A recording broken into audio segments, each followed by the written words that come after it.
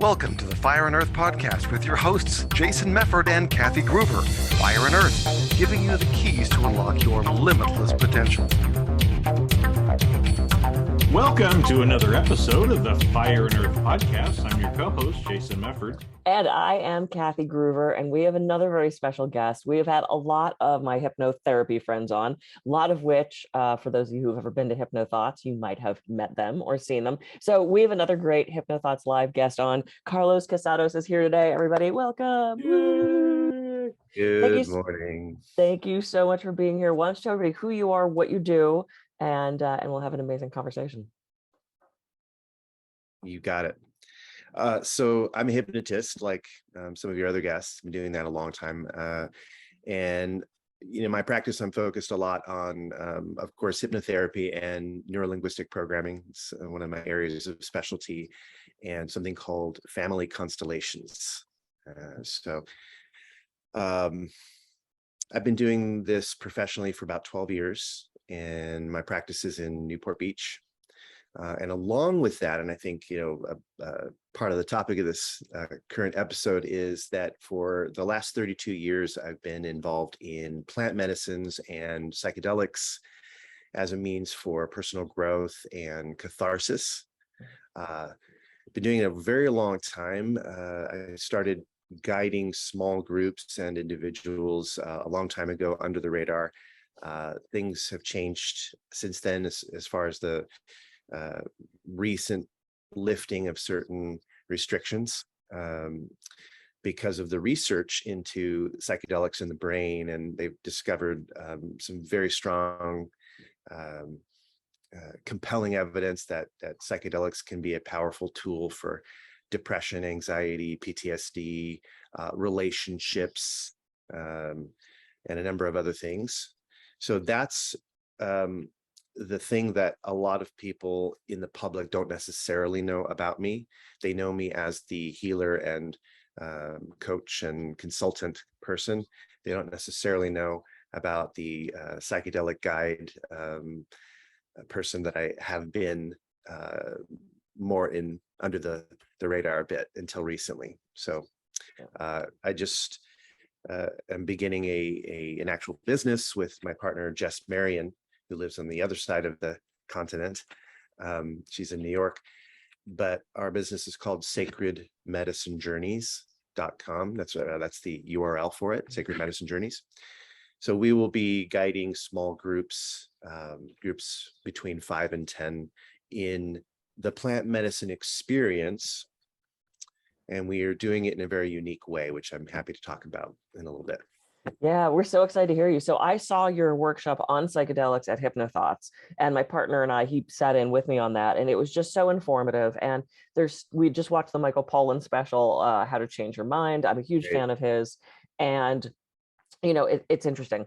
There was a friend of mine from high school who on Facebook the other day posted, everybody's talking about drugs. Everybody's talking about this journey and that journey and this experience and that experience. And I am proud to say I have never even smoked pot.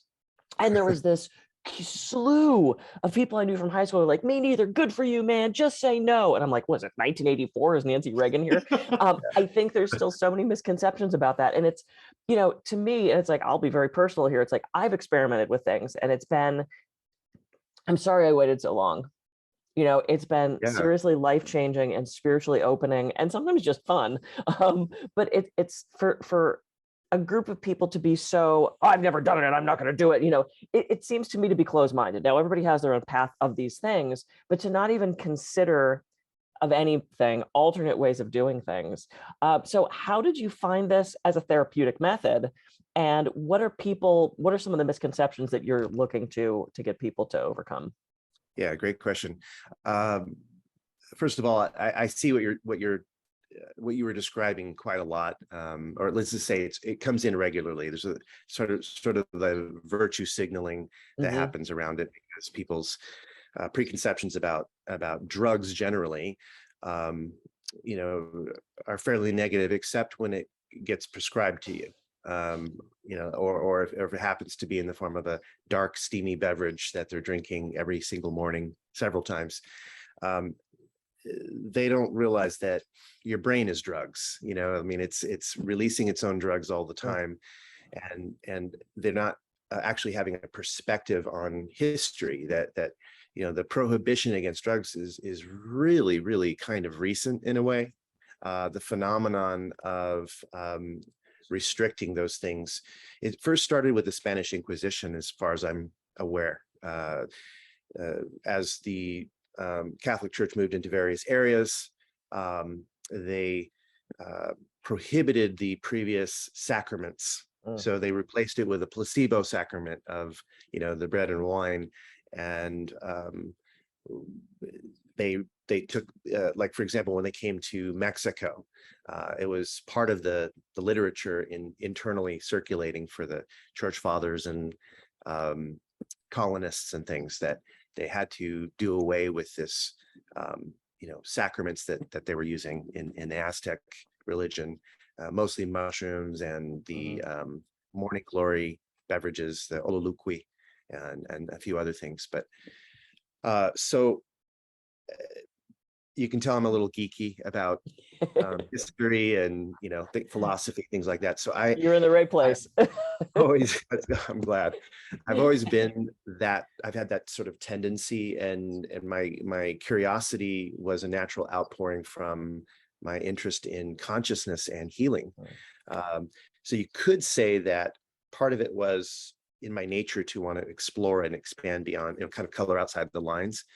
And some of it definitely was trauma related, meaning a lot of adverse childhood experiences and trauma caused me to seek healing of some kind. And sometimes that was in the form of deep bonds, secure attachments with close friends. And some of it was through prayer and meditation and exploring things like yoga and martial arts as a way of giving me an outlet and a way of training my mind. Some of it was through reading and exploring the occult and various things like that. And some of it was when I reached about 18, was exploring what I had previously read about the 60s and the whole creativity movement and music and art and culture and anti-establishment stuff.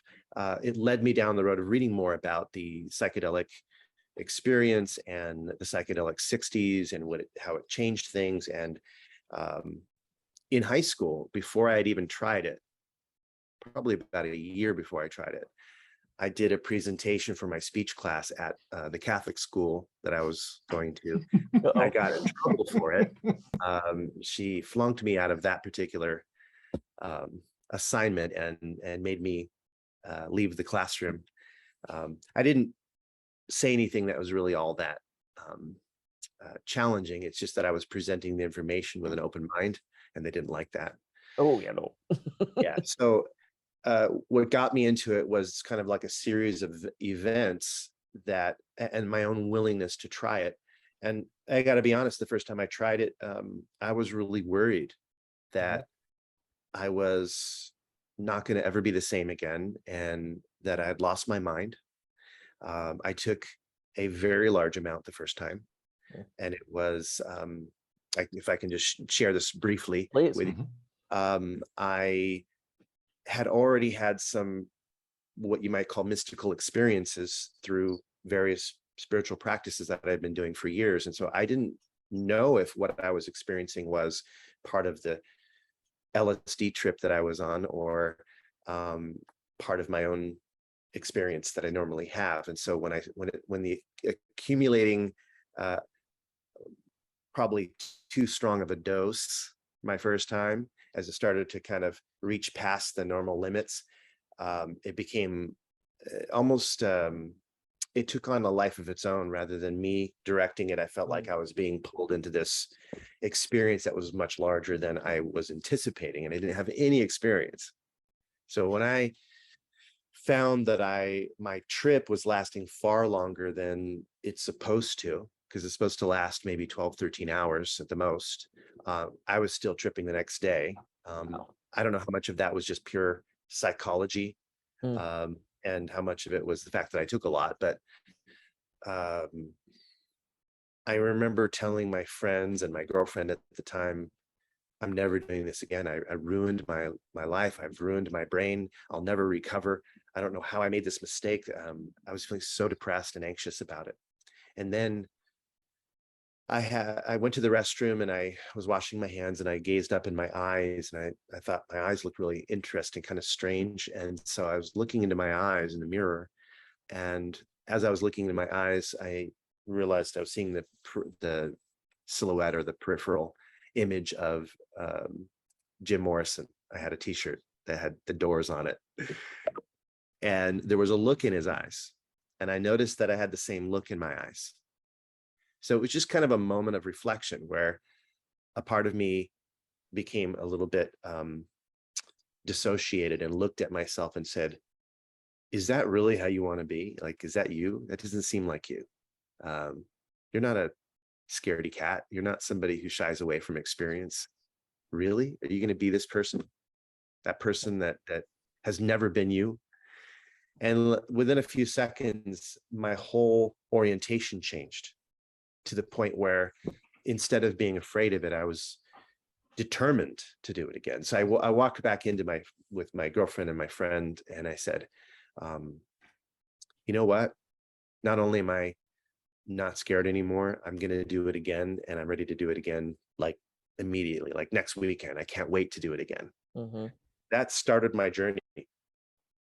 And because I'm the kind of person who likes to dive into things fully, that meant that I continued to read about it. I continued to enter into it with a sense of respect and with a sense of adventure.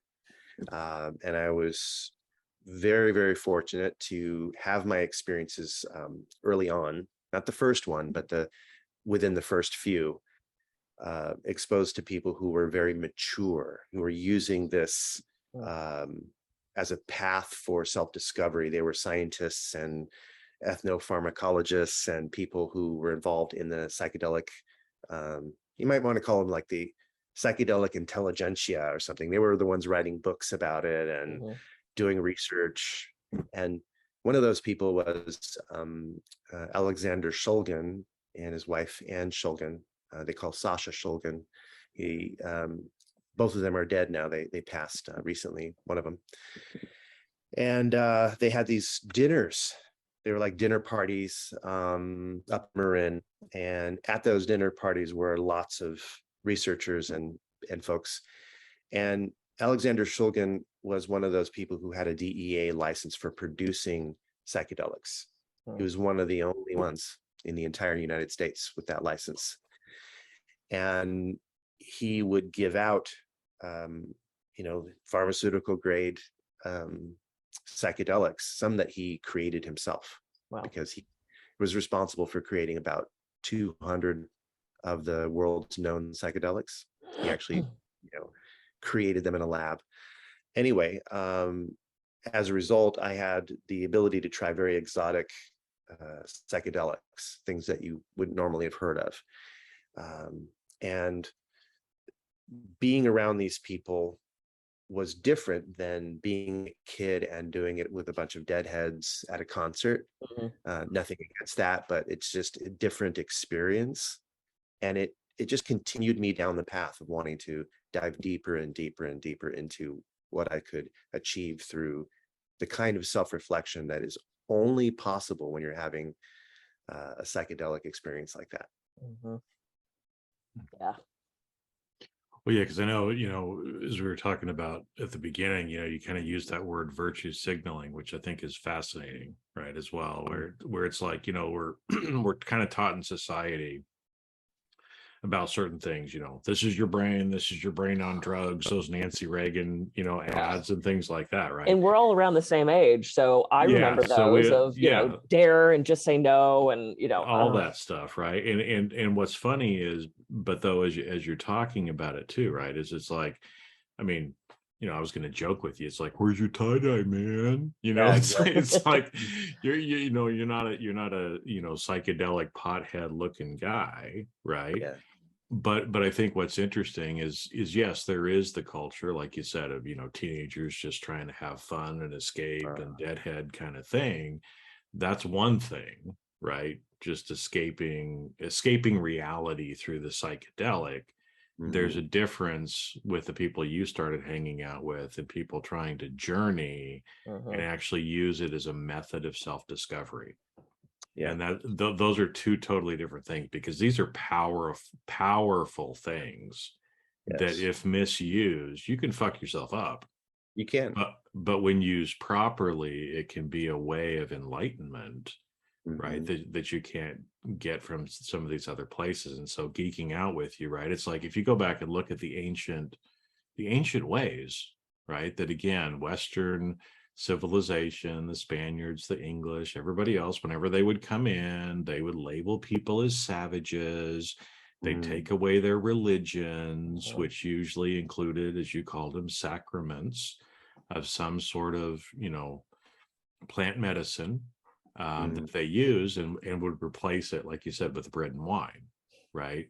And now it seems like society is kind of coming back. You've been on this journey longer than everybody else, but it just amazes me how many more people now are actually talking about it, or actually, experimenting and trying it, that you never heard of, before, other than, those hippies back in the 60s kind of a thing.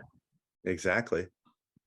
I'm constantly amazed at how many new clients, even on the phone before they've even physically met me, doing like an initial phone consultation or something, and first sessions with my clients as well in person, where they're telling me about their psychedelic journey, and they're not even concerned about how I feel about. Well, once in a while someone will ask, I don't know how you feel about it, like they're kind of testing. But most of them just sort of tell me in matter of factly. And it's like, wow, that is happening with so much frequency now that it surprises me. But then I looked at some of the statistics, and I think it was something like, was it 85% or some really high amount of people have had psychedelic experiences that they consider positive. So it's like, I'm talking about America right now.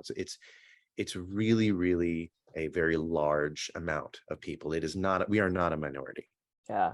Just that the propaganda has forced people under the radar. But remember, some of the psychedelics that people are talking about, actually all of them were legal up to a point. And even things like MDMA, or MDA, those things you could get legally. Known as Molly or ecstasy, for those who don't know the initials. Yeah, and sassafras. Yeah. MDA is sassafras, and Molly or ecstasy is MDMA, which is, they're very, very similar, by the way, just as a side note. MDA is like methyl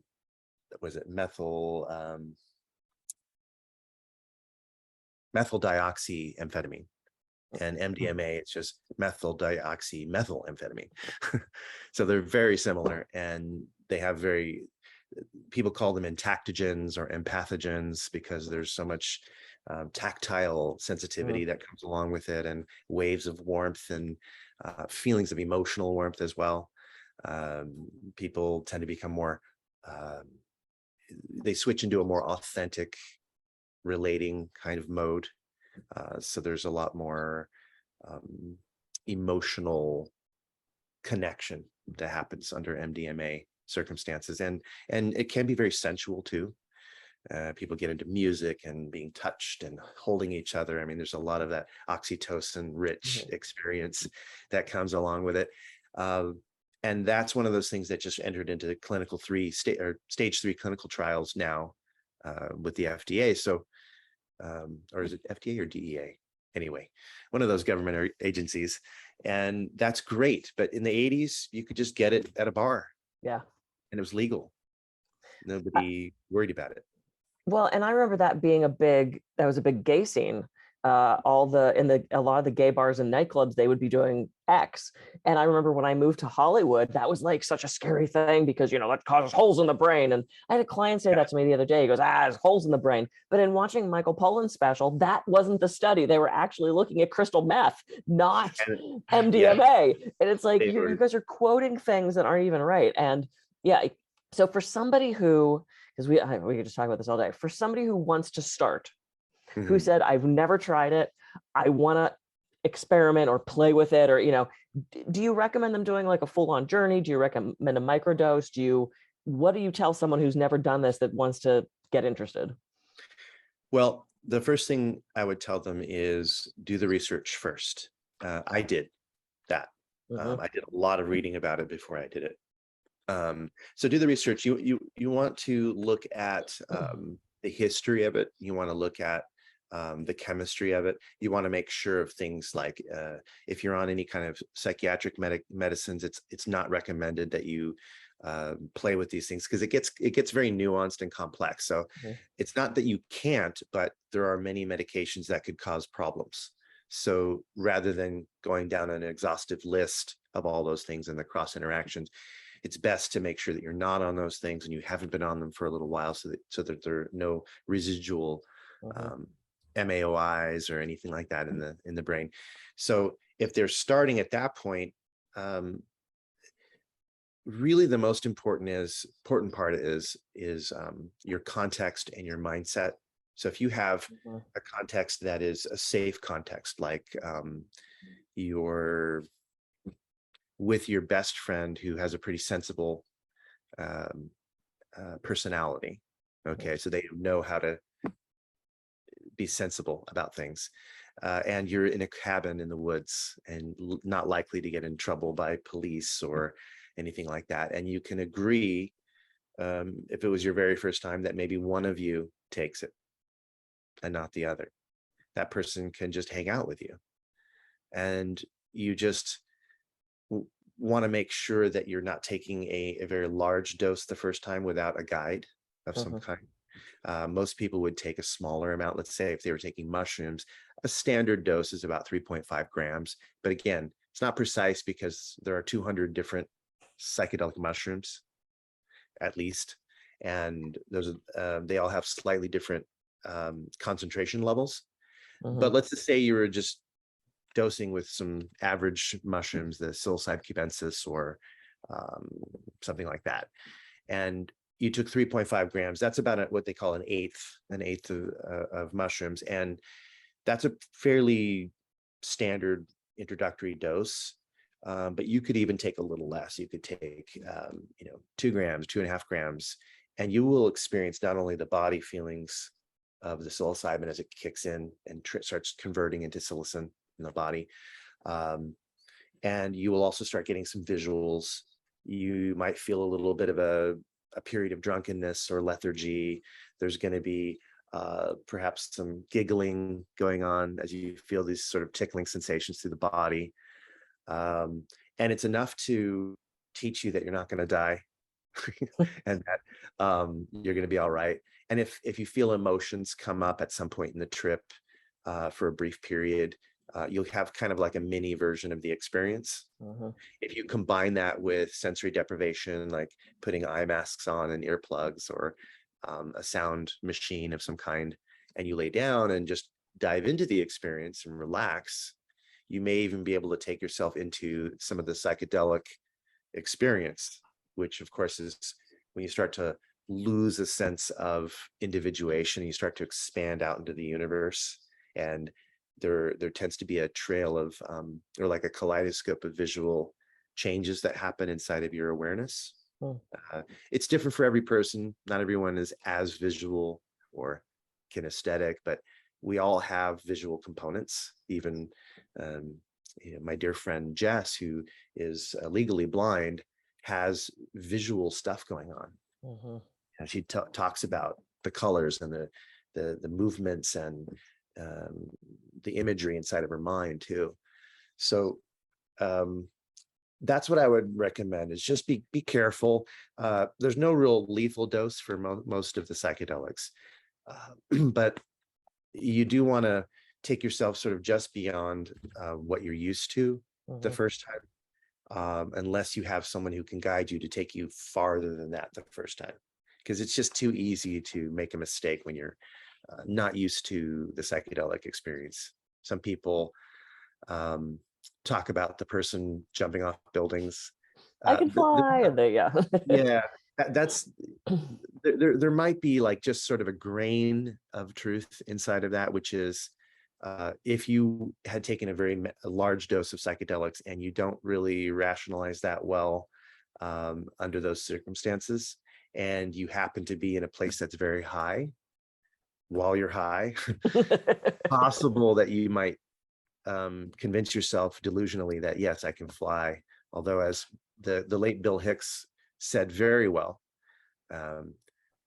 he basically said, you don't see ducks, little ducklings taking elevators up to like the 13th or 16th floor of a building and then going to the edge of the building and then jumping off the very first time they fly.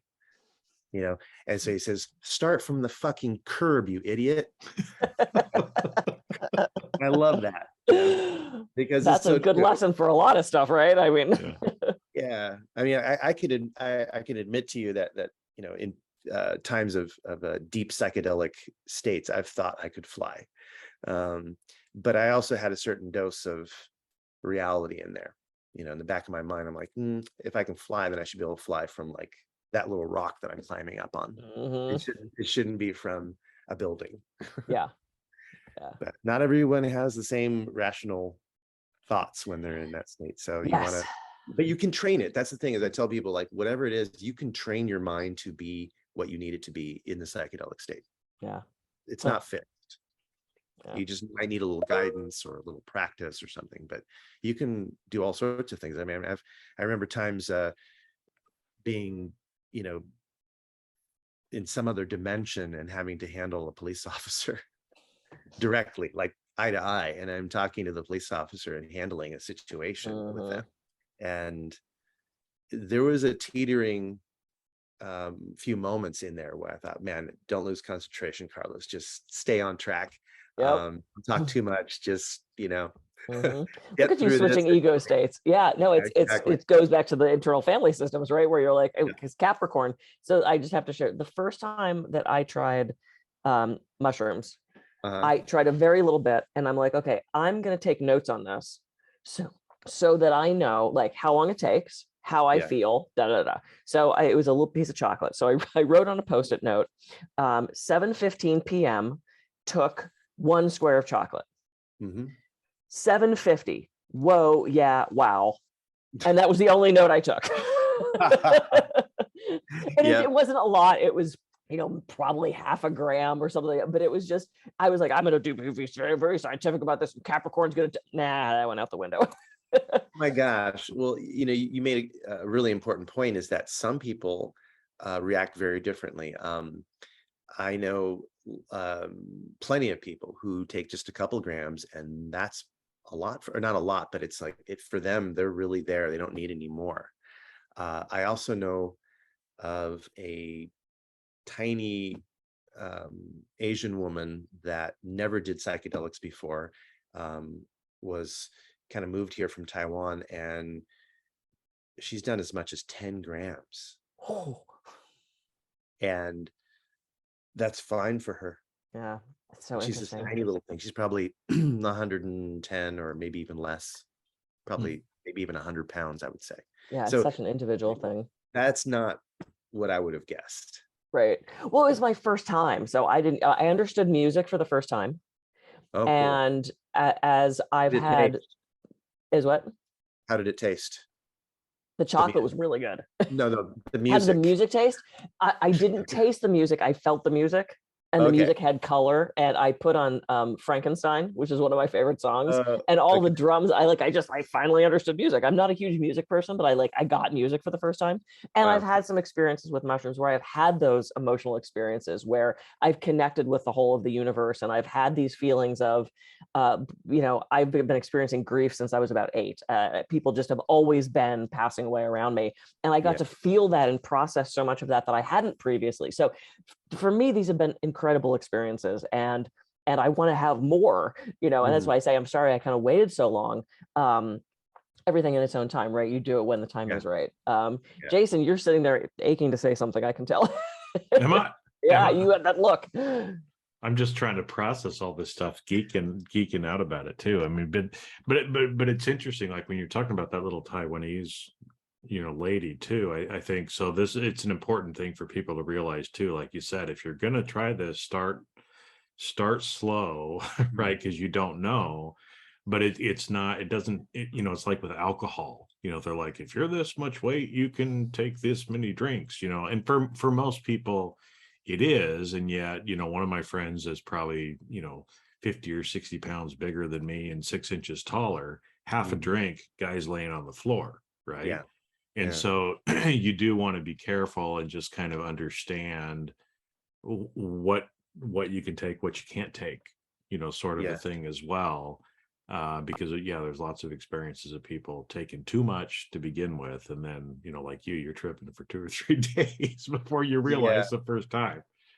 Yeah, and if you think about this as a very important initiation, and I think it doesn't matter whether you have a religious background or you're atheist, I think we can all relate to the idea of an initiation, right, into something bigger than what you are normally connected with. So I say that with love and with just absolute sincerity, that it's not really necessary to have any kind of particular spiritual beliefs, but a sense of respect is very important. It's a pre-frame. It's something that lays the carpet out for you to walk on. And if you have that already in your subconscious, that kind of intent, it's going to guide your behavior, your thoughts in a special way. So if you have that respect for it going in, that, hey, if I were to want to make this into a special experience, wouldn't I want to make sure that I had a good first experience and not scare myself away from something that could potentially transform my life for the better? That's why it's good to experiment a little bit. I mean, I made it through my technically overdose experience, but I'm a weirdo. I'm an outlier in many respects. And that's one of those ways that I'm an outlier. But for most people, it's just taking a very manageable dose first and then stepping into it and going, you know what, I'm ready to challenge whatever boundaries that I thought I had.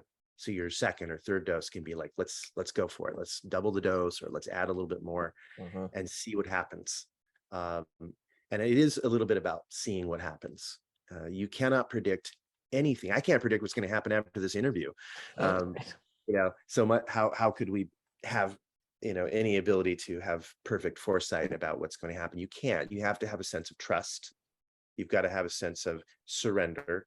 That is a key component in the healing process. Yeah. If you're just doing the drugs and thinking, no, I don't need any of that, I just do this to kind of get this feeling, well, good luck with that over time, because time has a way of kicking your ass in the long run. You might get away with it a little bit, but guaranteed, if you keep doing it, you are opening the door, and the odds are stacked against you. That lack of respect is going to create an experience that will probably have you not want to do it again. Yeah. Very wise, very wise. And of course, we've blown through our half hour. I knew we would. It goes so fast. I'm open. So yeah, I know. We don't want to. We will have you back. We'll just have to do it. Jason, any thoughts before we close out? No, I think it's, a couple of the things, that you said, just to kind of summarize or reiterate at the end, that I think is good, because, Kathy, you said, I mean, obviously people that are watching this, some of the people are going to want to try it. Right. So the two things that I heard you say, do your research first. I mean, don't go into it blind. Right. But that whole idea of context and mindset, which I think is so important, because, to me, these are powerful things. And like you said, if you go into it thinking, woohoo, party, we're gonna, that's a totally different thing. And if that's how you're consuming, it's gonna kick you in the ass. Right. Eventually. But eventually it will kick you in the ass. But when you go into it, with that sense of trust and the expansion and other things like that, it just makes a huge difference. at the very least, you won't get the full potential of what you could get. Yeah.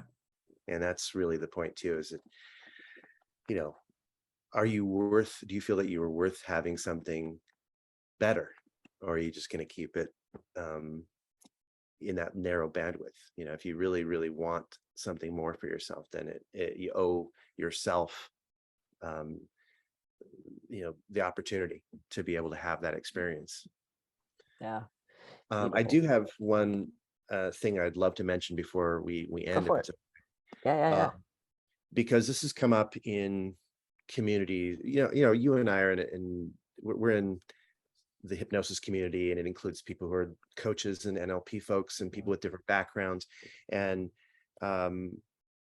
most of us have respect for different ideas and different backgrounds. And we know that there, are many roads that lead to Rome. It doesn't have to be one way.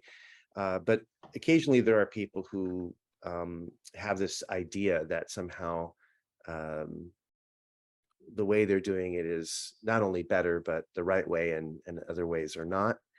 So there have been people who've made this comment about this plant medicine or sacred medicine path, that it's not necessary, that it is less than in some way than doing it through hypnosis or through drumming or whatever it is. So if it was a person with shamanic training or a person with hypnotic training, either way, whatever the background happened to be, there's a lot of that same prohibition mindset, that somehow you're rolling the dice when you do that, and you don't need it. And I can do the same thing with this other method. I just want to say that with respect to those other methods, it's not the same.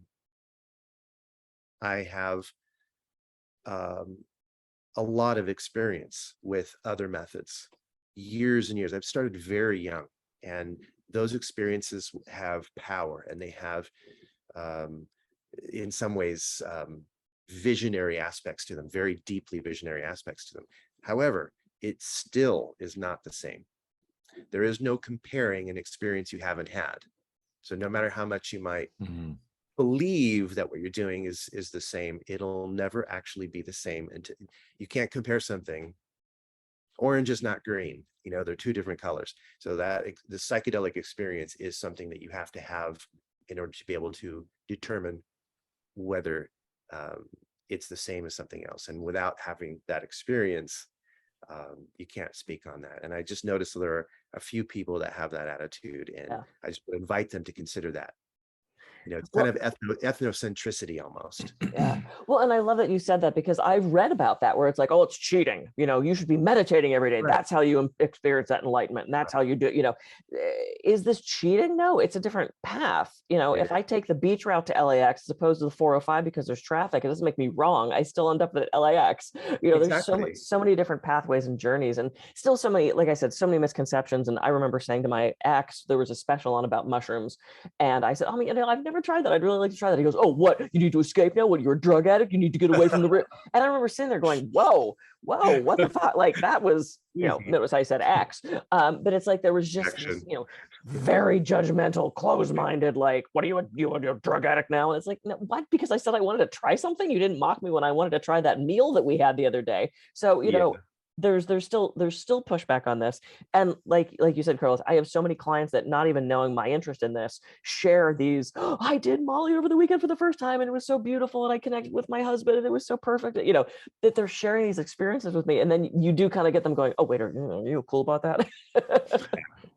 I suspect it's a lot of projection of fear. It's kind of like the fear of the slippery slope thing. Like they imagine, when you're describing the experience, they have to come in and comment on it or whatever in that way, because it's almost like part of them leaps into the future. They go to that slippery slope, like, well, if that happens, what if? And they're not actually being very present and realizing that people have different paths. I don't think psychedelics are for everyone. I think they're for a lot more of the populace than people realize, but I don't think they're for everyone. I think it's not everyone's cut out for that type of experience, and it's perfectly valid to go other ways. And it's not really an either or, it's a yes and. You know, when it comes to meditation or any other practices, hypnosis or otherwise, I can't tell you how my training in neurolinguistic programming has transformed my way of navigating the experience.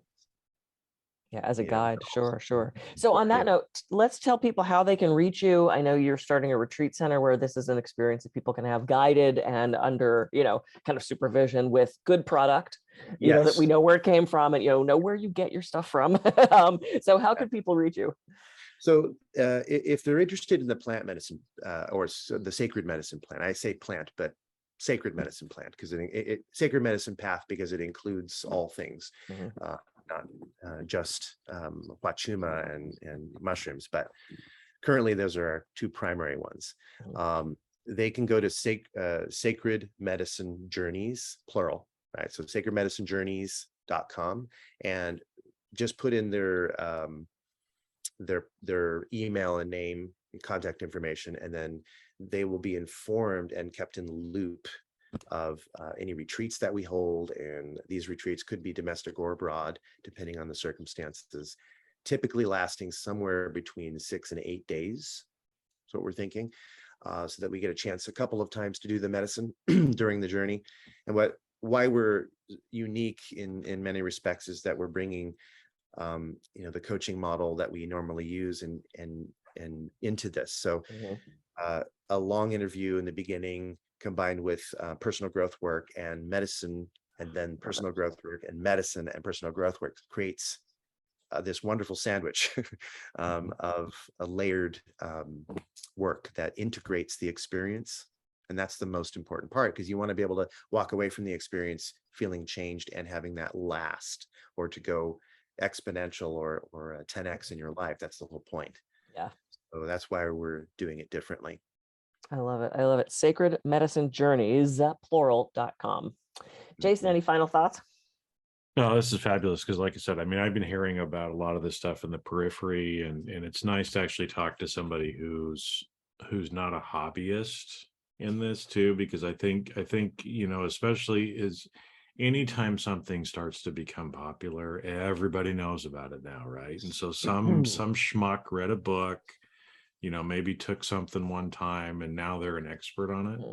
So I think that's the other thing that I would tie in with do your research as well, right? Is if you're gonna, whether you go to Carlos, whether you go to somebody else, if this is what you want to do it, right? But do your research, just make sure you know what you're getting into, where it's coming from. Because that's the thing is since a lot of these things are still technically illegal, knowing where it comes from, because there's a lot of people out there that like to taint things just to make money, and you don't, you just want to make sure that you're getting the good shit, right? And maybe in a future conversation we can talk about that topic as well, because there are some things that are at lower risk than others. Like mushrooms, for example, typically aren't tainted because it's just too much work. Like, why would they? Because it's the thing, right? But but certainly, MDMA pressed pills have sometimes been discovered to have things like fentanyl and other things in it. So it's important to know your source. That's absolutely true. And get a test kit. They're legal and they're attainable. Get a test kit and test your product. Amazon. Woo. Party kit. Test kit. Love it. Oh, we could go on all day. Okay, I am Kathy Groover. I can be reached at kathygruver.com. And I'm Jason Mefford. I can be reached at jasonmefford.com. So go out, have a great week. We'll catch you on the next episode of Fire and Earth Podcast. See